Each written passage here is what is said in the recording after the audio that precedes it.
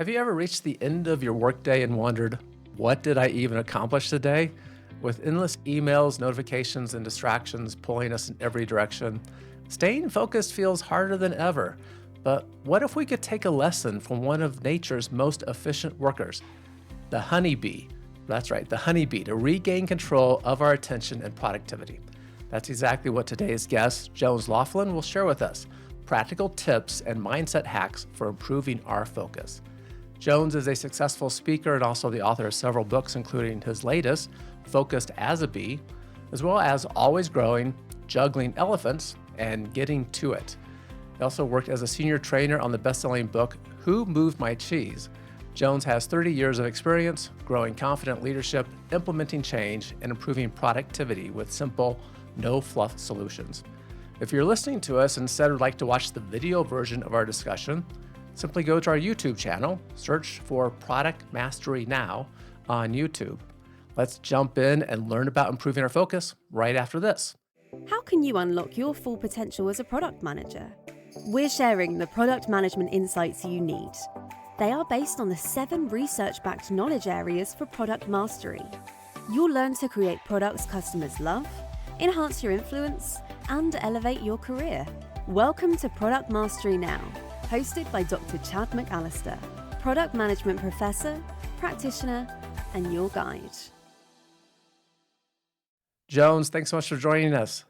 Oh, Chad, I'm delighted to be a part of your show today. Just excited about what's going to come out in this conversation.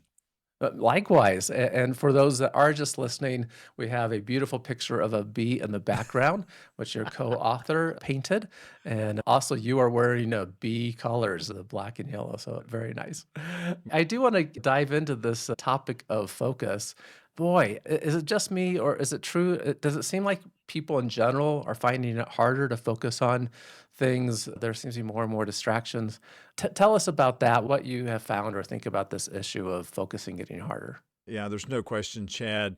First of all, we'll look at some statistics. Most statistics show that around 79% of people find that it's impossible for them to focus for more than an hour.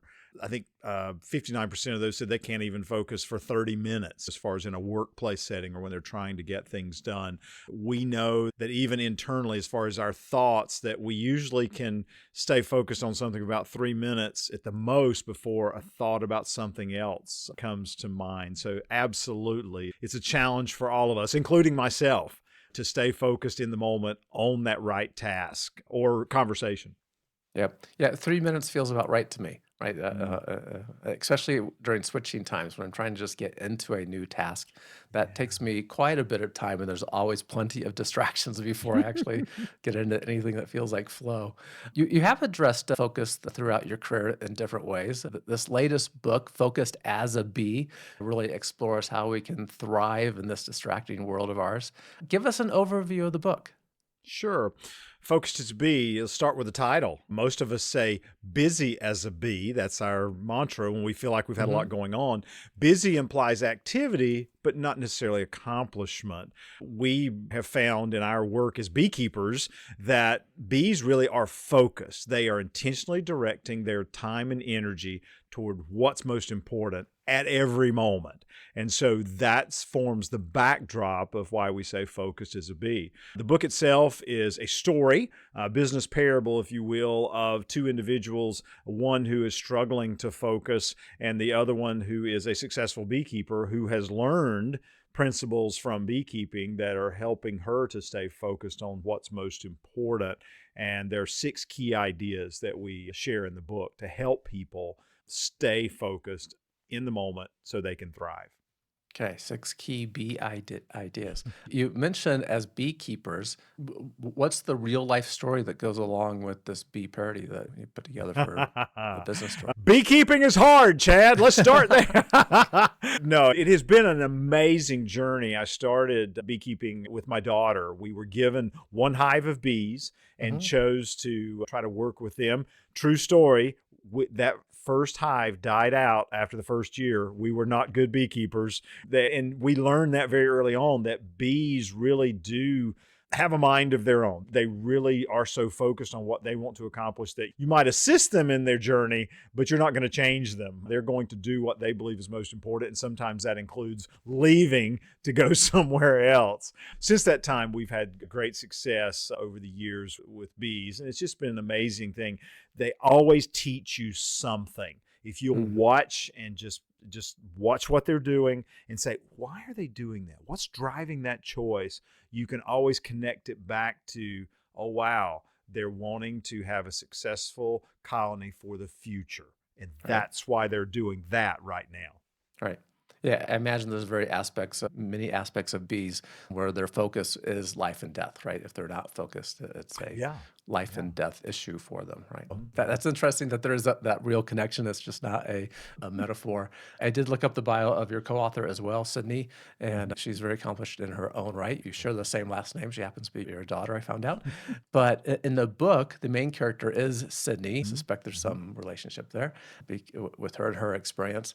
And she learns these permissions that are related to the bees achieving their goals, and these permissions that we can use to achieve our goals and help us stay more focused. I think there's maybe 6 of them in total. We'll see how many we get through. Can you start where you like, and let's talk about some of these things that we can use to focus better. Sure. Let's start with even the whole permission to focus. Chad, we make the case in the book, and as we talk about it, is that we have to give ourselves permission to focus, because so often we naturally give ourselves permission to be distracted. We aren't intentional about saying, I need to focus in this moment or today, so I need to intentionally do these things to help me do it. Instead, we just think focus comes naturally. And when we take that approach, that's when we have those days that I think you said at the opening or at the top that, you ever had one of those days where you just go, where did the day go? Or what did I accomplish? I was busy, but I didn't accomplish anything of value type of thing. So that's the overarching focus. If somebody's mind mapping this one, is the permission to focus. Then we start that once you understand that it does take work, you have to be intentional. The first one is the permission to prioritize. Figuring out what is most important based on the outcomes you want. What are your goals? What's your priority? What's your team working toward?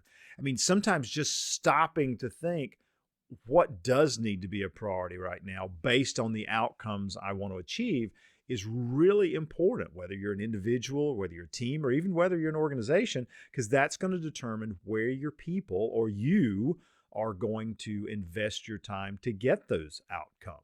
So that's the first one. And please stop me at any point. I can roll through all 6, or we can stop after each one. The second, this may run into another one, but as you talk about permission to prioritize, I think about that also means making decisions of things we're saying no to. Right? Because absolutely. That's permission number 3. Yeah. Okay. So but that's okay. I mean, let's address it while you're talking about it some too, is that you've got to have a priority. And it's interesting, Chad, I'm sure you've probably seen this.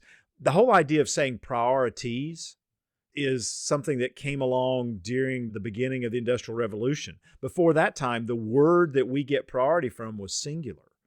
And then we started saying priorities. And so now we're getting multiple things that we've got to start thinking about. And so that's one of the challenges we face is, where do we invest our time in the moment to get the outcome we want? So priority, is the first one. The second one is permission to plan.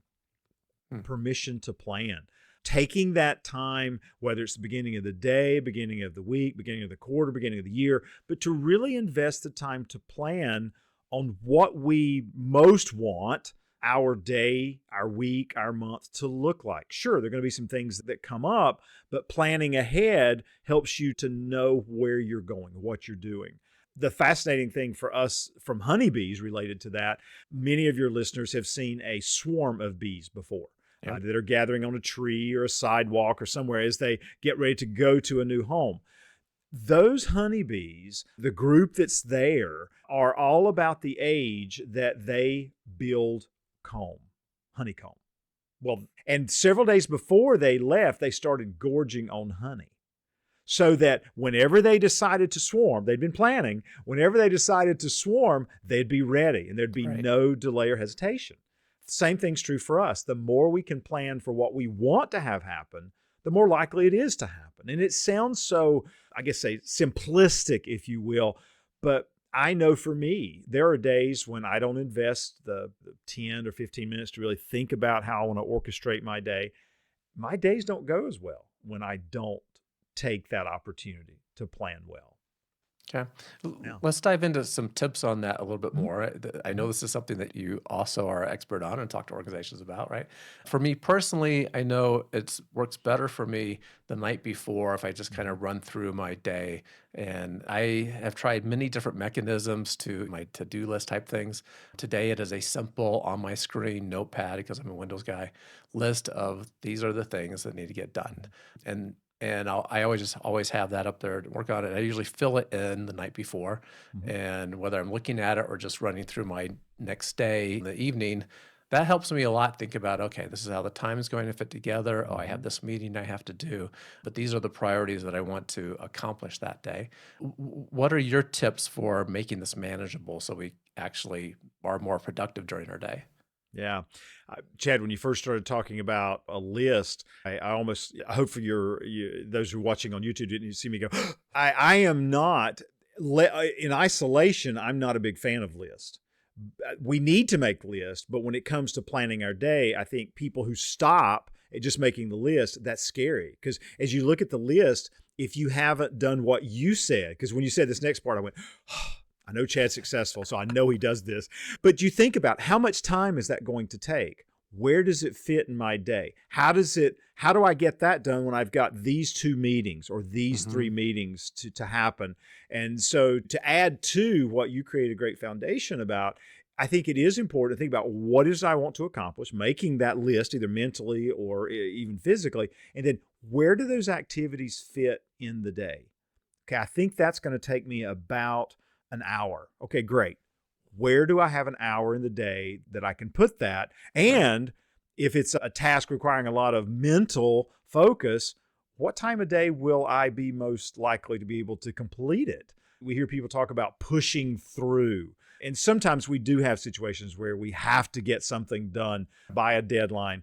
However, I think if we've got the ability to reflect and think, because that's where permission to plan comes from, is, okay, where does that best fit? Where could I probably knock that out quickly because I'm going to be fresh, I'm going to be focused, and I get that done? So I think the key here, or the tip, I think, if you will, is really thinking about where do things fit in your day? And then we could talk about time blocking and other things, but everything has its place in the day. People, now your listeners are going, well, Jones, interruptions are going to happen, things are going to happen. I understand.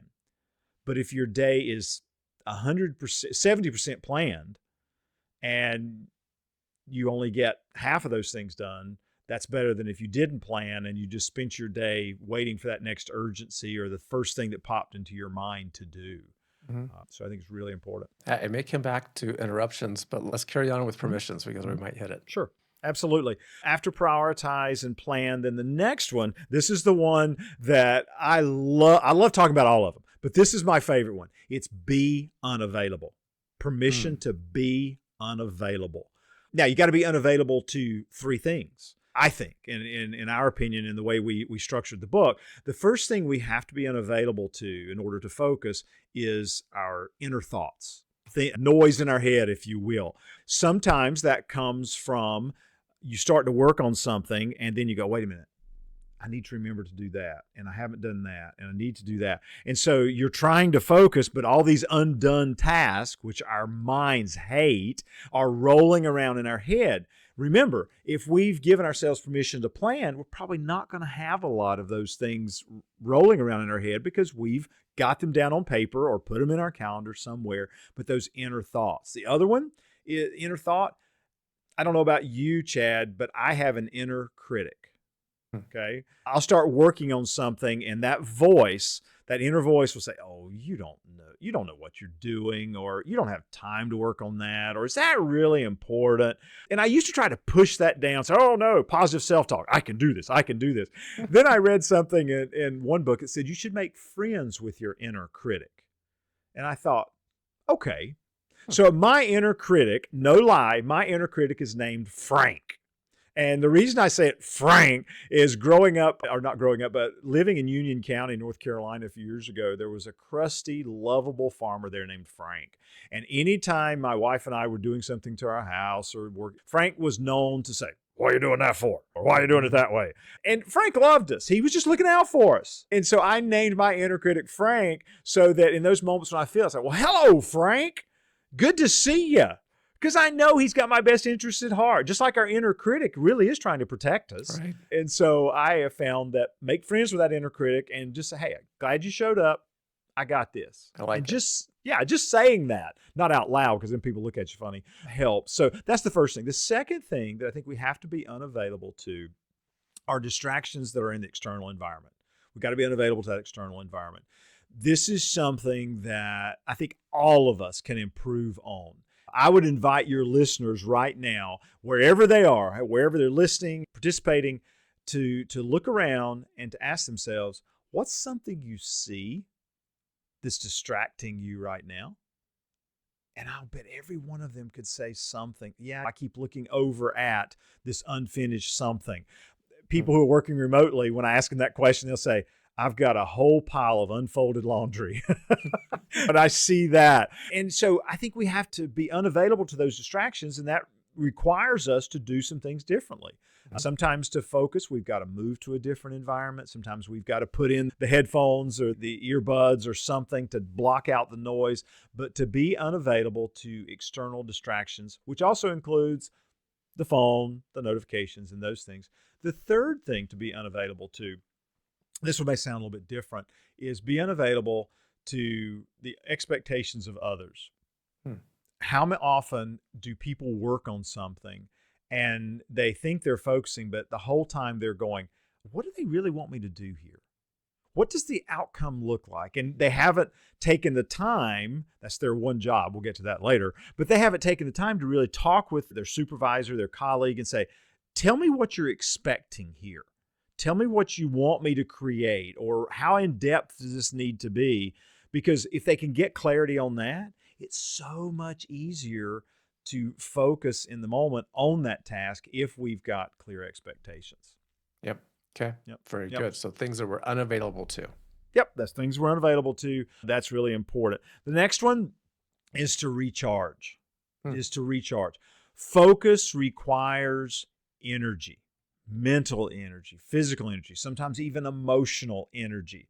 And if we're not careful, we try to focus when we don't have that energy available, or we try to push ourselves because we focus for 30 minutes or 40 minutes. We say, oh, I'm going to keep working. The reality is, are we really getting a lot done, or are we really forcing ourselves to try to focus on that task? And so it's important to strategically stop and to recharge. The bees do it better than anyone. Now, Chad, you probably didn't know this about honeybees, but I'm going to share it with you. Did you know that in a healthy hive, honeybees take about 40 naps per day? That's a lot of naps. I had no idea. It blew my mind. 40 naps per day. And it gets better. But wait, there's more, as an infomercial might say. Here's what happens. The foraging bees, the bees that have the most work to do, the hardest work to do, to go out and get the pollen and nectar, they can take up to 50 naps per day. And of course, we all know that it's not for a long period of time. We're not taking 2 hours at a time. For a few seconds, they stop. And the reason for that is because it helps them to literally recharge so they're ready to be present in the next moment, to do their best at the task. It's just so important. I think it's a concept that we can all, I know I can improve on, is this desire to say, you know what, it's okay to stop. It's okay to take a deep breath. Those days you have the meetings back to back to back to back to back. By the time you're in the third meeting, you're going, what day is it? What is this? What did we talk about at the first meeting? That permission to recharge includes stopping to say, okay, this is what's been going on. This is what's been happening. I'm going to kind of capture that a little bit before we move on to the next thing, because then we're going to be much more effective at whatever the next thing is if we've given ourselves permission to recharge. Okay. Yep. And Yep. that ties into planning, it sounds like, too, so we can plan Oh, if we have any control over our schedule to do exactly. that. And can we just call an audible? Can we do that? Sure. I love what you just said, Chad, is control. Because one of the things that people talk about is like, Jones, I love what you're talking about with focus and different things, but I don't have control over my day. I'm answering to someone else. And my response is, you don't have control over any of your day. And people might say, especially healthcare. I get this response a lot in healthcare. And I will say, you don't have control over any of your day. And they'll go, well, about 80% of my day, Jones, is already planned for me. I'm like, great. What could you do differently with the 20%? Right. Yeah. And so for people who are listening, and we're talking about improving your focus, maybe only 10% of your day is discretionary for you. But how could you use that 10% more wisely to accomplish some of those things that are important to you? Yeah. Yeah. So thanks for bringing that up. I know when I used to go into the office, right, I've been working more independently or remote for quite a while, Yeah. but I just felt better about my day when I had time to myself to get some things done. I felt like I was making momentum, and Yeah. I had the flexibility that I could come in early, right, and did have family responsibilities at the time, everything like that. So I was always usually the first one in the office, and that first hour, that kind of set up my day for success if I could feel like I could get some things done that were important to me and that made the rest of the day better. Oh, so how many permissions you checked off there, Chad? Permission to prioritize, permission to plan, permission to be unavailable. So great summation so far for what we've talked about. Okay. Yeah, you're being intentional. All right, 2 more permissions to go, and then we can talk Okay. about some other things related to the concepts. One of them is change, the permission to change. If what you're doing is not working, is the permission to change. We see this in honeybee hives. If sometimes when we're what's called splitting a hive, and we're actually moving a new queen into one hive, and the other hive still got the old queen. The minute you move those bees over to the new hive, you can watch them start thinking differently. Okay, we've got to make comb. We've got to get ready for the next queen. We've got to start doing some things differently so that we can be successful in keeping a healthy hive. And so asking yourself sometimes, what's not working? And what do I need to give myself permission to change? I'm seeing that right now here in North Carolina. The weather is just absolutely gorgeous in the afternoons, and there's some things I'd like to get done outside, and I've needed to give myself permission to change my schedule. Mm-hmm. So I do some things a little differently in the morning now so that I can get out a little bit earlier sometimes out of my home office and get out and do those things. But what is it you want to accomplish? I mean, they all tie together. What's your priority? What do you need to give yourself permission to change so it'll make it easier for you to address that need that you have? So that's the 5th one. The 6th one is the permission to be consistent. The permission to be consistent. Honeybees are absolutely perfect, and I don't say that very much. They're in how they are so consistent. If I step out to my hives that we have here, or the ones we've got another location, if I step out to my hives and I had a thermometer, I could watch, and when the temperature gets to about between 55 and 60 degrees, I'm going to start seeing some bees coming out of the hive, because that's the right temperature. That's when they start heading out.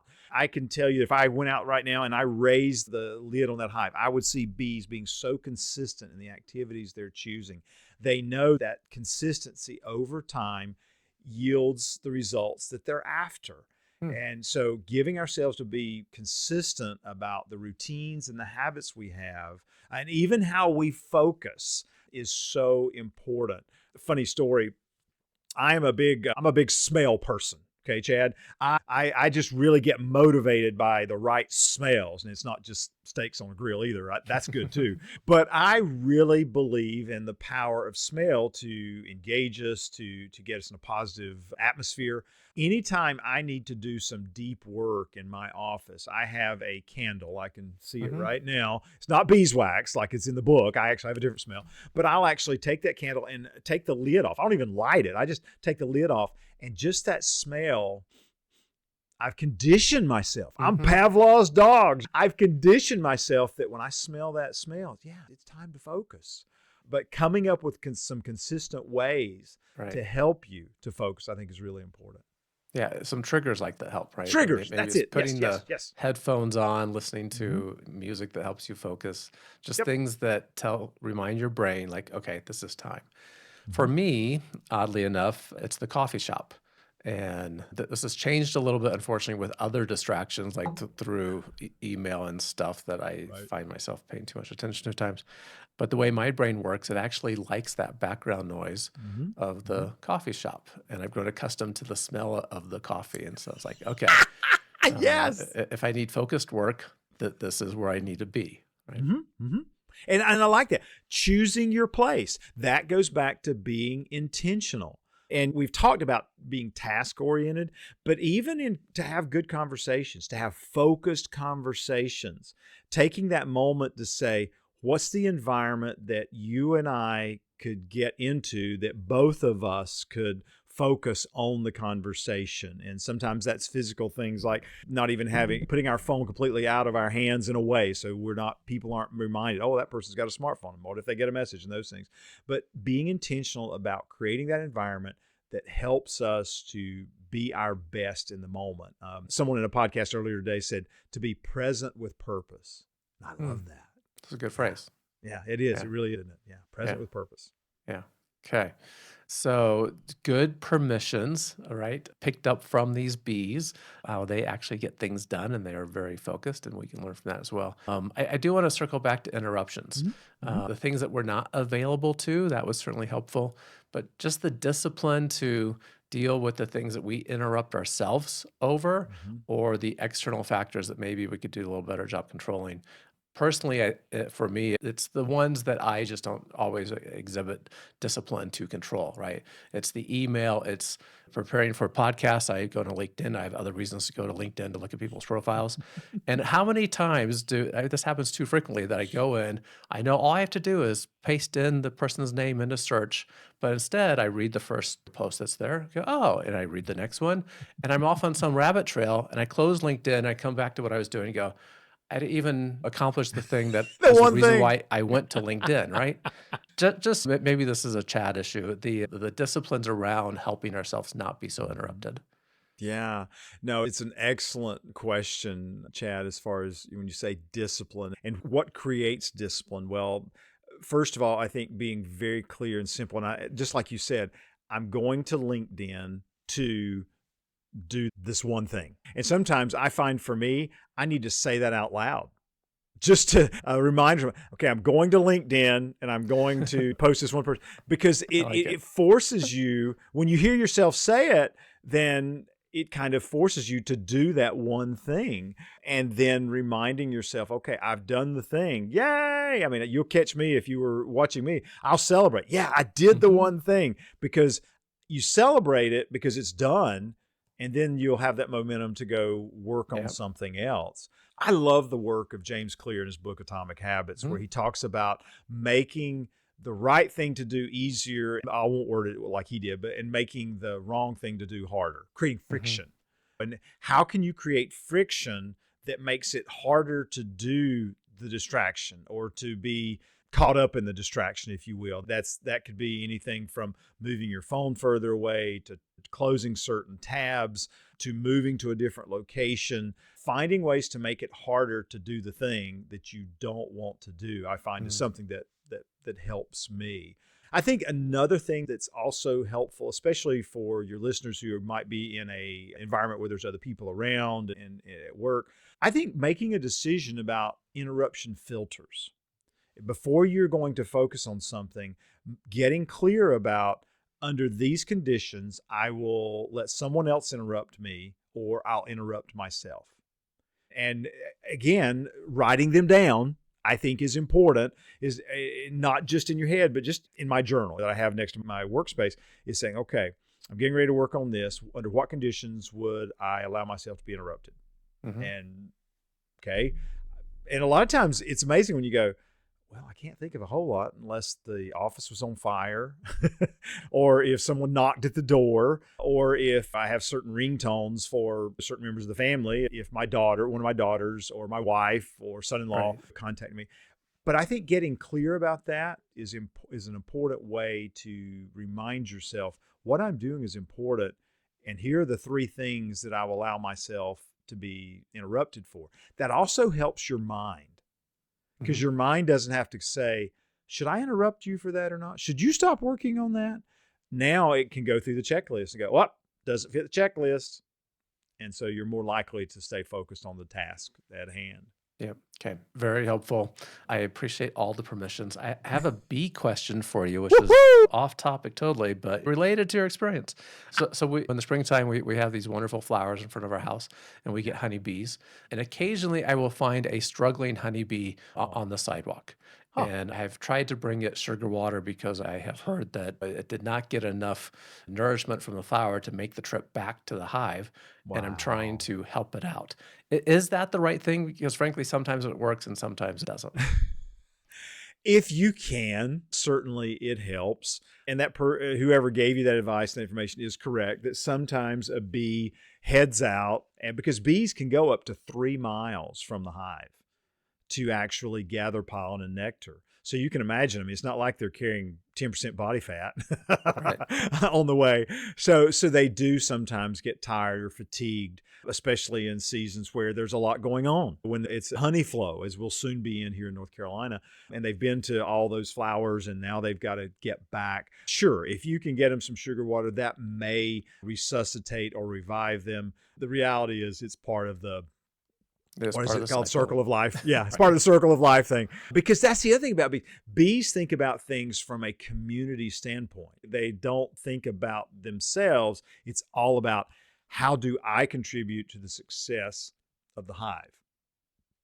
And not how do I get what I want. What I want is what the hive wants, which is to thrive for next season. So good for you, Chad, for doing that. Okay, so that's a good, appropriate thing to try. Oh, absolutely. Yeah. Okay. Very good. And we're not like picking up the bee with a little eyedrop or anything like that. Just placing some. Oh, yeah. Yeah, right. I love it. Okay, wonderful discussion. As we do like innovation quotes, I asked you to prepare one for us as well. Absolutely. Before we get to that, when it comes to professional product managers and leaders, we do need focus. And specifically, there's 7 areas, 7 elements that we need focus on, knowledge about to do our job well. And these 7 areas have been well researched. That research started in about 1976. This has been going on for a long time. There's a pretty good body of knowledge actually for us to tap into. And I've just made it easier to learn that body of knowledge in a system I call the Rapid Product Mastery Experience. That's the RPM experience. And it will expose you to things like strategy and the right innovation process and portfolio management and market research and design and development tools and teams and cultures and the like. And it's a great way to really take your career to the next level. That's where I see people using it. This is not something that I see first-time product managers adopting, but it's something that people use to elevate their career and fill in holes in their knowledge. And that works great. It also is really good for product VPs that want to level up their product managers and help them contribute in a more meaningful way to the organization and probably increase their confidence along the way. If you want to check that out for yourself, simply go to productmasterynow.com and you'll find information on the RPM experience. And if you do, it's helped a lot of people so far. Okay, back to a quote. Jones, what did you prepare for us and what does it mean to you? Oh, thank you. And I love the fact that you're asking this, Chad. My favorite quote that it's one of my ones I live by, is by Zig Ziglar, who was a motivational speaker back in the 80s and has since passed on.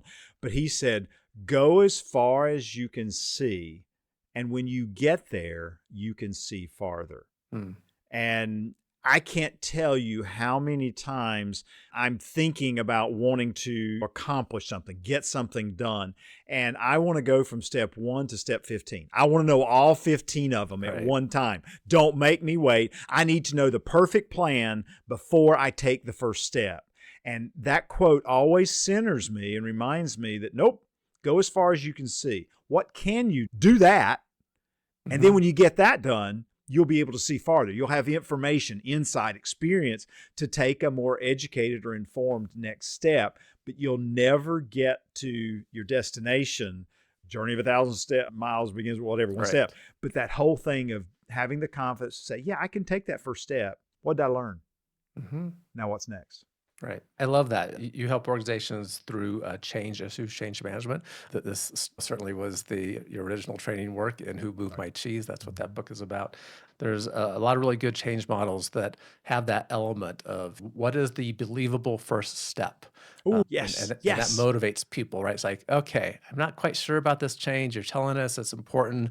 And if we don't do it, the organization might end up maybe dying even, but I don't really see it. And if you can give people that believable first step, is like, okay, I can see how that at least moves us in the right direction.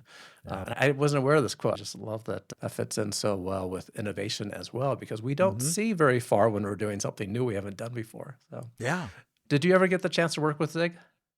No, I was in college. I was a member of a student organization called the FFA, the Future Farmers of America, and every year they would have their convention in Kansas City. And Zig Ziglar spoke several times, and then I went on to hear him in other places. But no, I just was such an icon and so grounded and just a man of faith. Just one of those people that you wanted to model your life after. Right. Yeah. I love listening to him talk about things, right? And plenty of opportunities for that still. So that's great.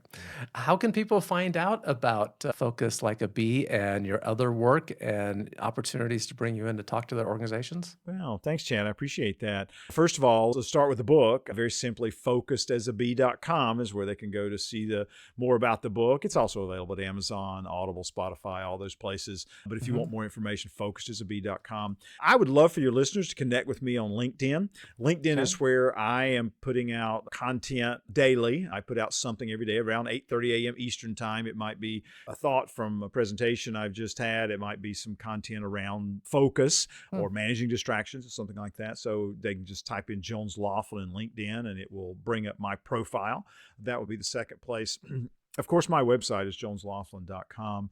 You can go there and there's a button at the top right. If they want more information, they can just click on that and that'll get them to me as well. So those would be three of the places. Wherever they want to connect, I would love the opportunity to be of service to them or their organization in the future.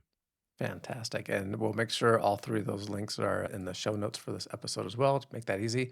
But LinkedIn sounds like a great place and you're busy there. Maybe busy as bee. JonesLoflin.com as the website, and then focusedasabee.com for the information on the book as well. Since you wrote this with a co-author who happens to be your daughter, what would she want to leave us with? What do you think she might say would be the important thing? Oh, thank you for asking. What she would want to say, it brings me to one of the whole backstories of the book that we haven't talked about today.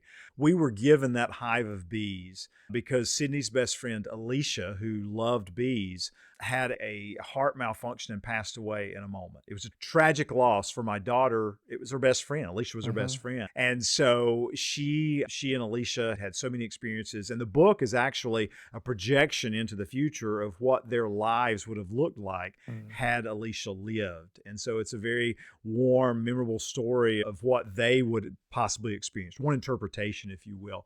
What Sydney would say today, on top of everything we've talked about today, she'd say that life is short. Find that friend in your life who believes in you more than you believe in yourself. Develop those strong relationships because that's what's going to keep you moving. That's what's going to help you do all the things we've talked about today, is having the right people in your life who will cheer you on, encourage you, and be there in those moments when you feel so scattered, because that's what the story is in the book, to help you to improve in some way. So that's what I think Sydney would say. Excellent. Yeah, thanks for sharing that with us as well. And thanks for all the great information on helping us to focus. It's a practical problem I think everyone experiences, and we can get better at achieving the objectives that we have if we can put some of these things into practice. So thanks, Jones. Thank you, Chad, and thanks for having me on your show today. And listeners, if you do want to find the written version of everything we talked about, simply go to productmasterynow.com/538. As always, keep innovating. Thank you for listening to Product Mastery Now, where product leaders and managers gain product mastery through practical knowledge, influence, and confidence. By listening, you are becoming a product master, creating products customers love. Find additional resources at productmasterynow.com. Keep innovating.